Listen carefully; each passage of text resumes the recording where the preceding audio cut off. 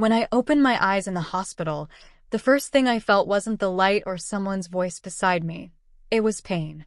Pain everywhere. My ribs, my left leg, my lungs. Even my eyelashes felt like they'd been scratched every time I tried to close my eyes. But the most haunting pain wasn't in my body. It was the blank phone screen. No missed calls, no texts. No one out there was worried. No one was running down the hospital corridor asking the doctor, "How's my girl doing?" No one, not even my dad. 3 days. I'd been lying there for 3 days. With an 4 in my arm, the cold, steady beeping of the monitor, and an emptiness in my chest that kept growing. A nurse asked me, "Who should we call?" I rasped, "My dad. Robert Monroe." She nodded, but nothing happened. I tried to make excuses for him in my head. Maybe he's on a business trip. Maybe his flight was delayed. Maybe he didn't get the message. But then on Saturday morning, the nurse came back, her voice hesitant. "We called him again this morning. He said he knows. But he's busy." At that moment, I wasn't angry. I was just empty.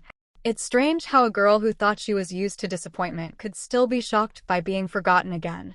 I'd been accepted into a top programming program at university, stayed up late to meet production deadlines. I wasn't perfect, but I was capable. I had self-respect.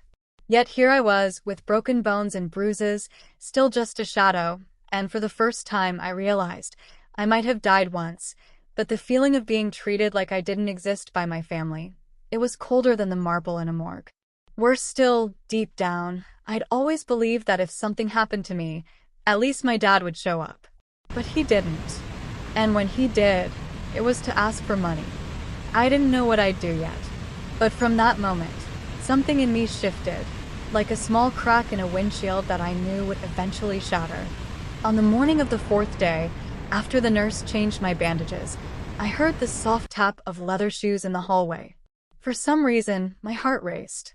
Partly from the pain, partly from hope. Hope that the last person I expected would walk in, hug me tightly, and say, "I'm sorry I'm late." But no. He walked in like it was an emergency meeting. Crisp shirt, tie perfectly knotted, phone in hand, and not a trace of concern in his eyes. "You're awake," he said, his tone like he was asking a colleague if they'd finished a report. I forced a smile, though my mouth still hurt. I thought there'd at least be a handshake. But instead he sighed, sat down, and said, "Jess is in some trouble. That investment deal with that guy, she's in deep now. I know you have an emergency fund. Can you help her out a bit?" I froze. My mind screamed one thought. He's asking for money, while I'm lying here with a broken leg and 3 cracked ribs? Not a single question about how I was, no apology for being late. Just, Jess needs money. As if I wasn't a patient, but a breathing ATM. I didn't respond right away. I just looked at him. And in that look, I saw what I'd always avoided. I was never a priority in this family. I was the reliable one, the stable kid, which meant the one always left behind. I wanted to scream, but even breathing hurt. Finally, I said softly, "I almost died, Dad." He frowned like I was being dramatic. "I know.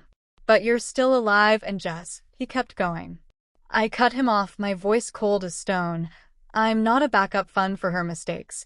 Not anymore." I don't remember what he said as he left. I only remember his surprised, slightly disappointed look, like he'd just found out his trusty wallet was suddenly empty.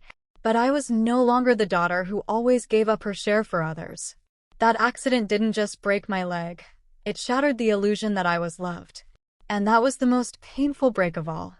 Alone in the hospital room, staring at the stark white ceiling, I kept thinking about my dad's cold, calculating look that morning, and everything came rushing back like a bitter rewind of a movie. I remembered the summer when I was 14, dreaming of attending an art camp in another state. I'd even passed the selection process. But the night before, my mom came to my room, whispering like she was apologizing. "Jessica got in trouble at school, stole from a friend's locker. We have to pay to settle it so she won't get expelled." And just like that, the money saved for camp gone. Then when I was 19, about to start my 2nd year of college, Jessica broke up with her boyfriend, leaving behind a newborn, and I'm not okay. My mom looked at me, not ordering, just placing a hand on my shoulder. You're the most sensible one in the family. So I deferred a year to stay home and care for the baby while she recovered. I rocked him to sleep with fairy tales I made up, held him through feverish nights, while Jessica posted bar check-ins with captions like, "Free spirit." But the worst blow was the year I graduated and landed my first job at an insurance company. I still remember that evening when she called, sobbing, "You have to help me. You're the only one I trust." She'd caused an accident driving drunk, without a license. I fudged the insurance claim to help her avoid jail time. The cost? I was suspended for 6 months. When I told my mom, she just sighed, "Better than just going to prison." I thought if I sacrificed enough, if I was the good daughter, one day, they'd love me for me. But the truth was, every time I bowed my head, they stepped up higher. I was their default stepping stone. I didn't know it then, but today, in this cold hospital room, I understood. I'd spent my youth carrying the consequences of others, and in return, I got silence and disregard. But enough was enough. I was no longer Haley, the one everyone could rely on.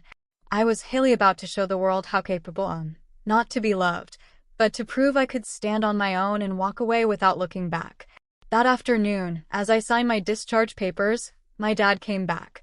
No knock, no greeting, just striding in like he still controlled every decision in my life.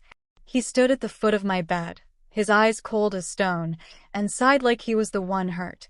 "Jessica's in big trouble," he started, not even asking how I was. "This, if we don't handle it, it'll ruin the family's reputation. I need you to help with some money, just this once." I put the pen down and looked him in the eye. No, one word, steady, unwavering. I saw him falter for a moment, then his tone shifted, calculated. "If you refuse to help your sister, you're no longer part of this family." I let out a soft, bitter laugh, not because it was funny, but because it stung. "Dad," I said, calmer than ever, "you all cut me off a long time ago." No one just admitted it. The silence was deafening. He looked at me like I'd betrayed our bloodline. But no, I just protected myself for the first time. And I knew I wasn't alone. In my bag was a formal job offer from a law firm, one I'd applied to months ago when I decided to change paths. They knew my story, and they still chose me, not for who I was in my family, but because I was capable. They believed in me. That was worth more than any blood tie used to control me. When my dad left without a word, I didn't feel regret. I felt relieved. For the first time, I didn't have to beg to be loved. I just had to be myself. And this time, I'd live for me, no one else.